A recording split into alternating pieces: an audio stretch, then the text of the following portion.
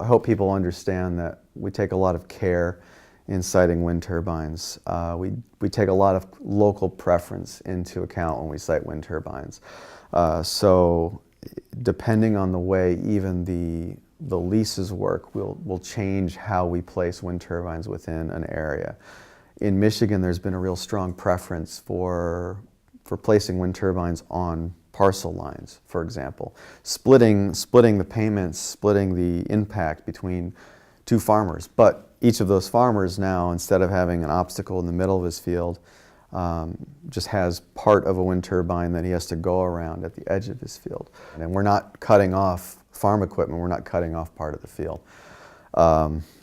Other areas, their local preference is actually that the turbine is completely within one field or another, and that's, Iowa's like that for the most part. And in that case, then we consider where we place it in the field becomes very important, because we want to place it so that the turbine road is parallel with the crop rows, because that way the farmer can plant and harvest parallel to the road rather than having to come to the road, lift his equipment, cross the road, drop his equipment back down and keep going. So we try and plan to put our roads in line with the crops.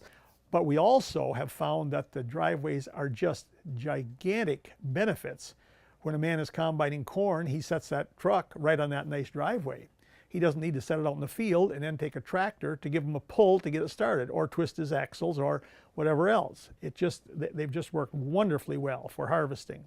When I hunt, I go right and park right next to some of the wind turbines sometimes, and I use the roads for access, actually. We have to consider, if we were to put a turbine near the edge of a field, are we going to cut off part of the field?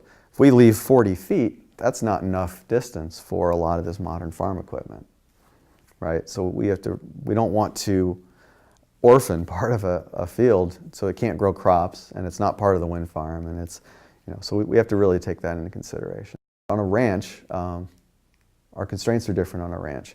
There, we're not really concerned about crops, but we have to think about how the ranch is run, how they use it. We might build roads that support the ranching operations so that they can get trucks in and out more easily. We might build roads that add a new crossing of a stream to add to an engineered, a designed crossing, rather than kind of an ad hoc crossing that washes out every spring. So we do try and consider how the land is used and who owns it and how it will affect their operations.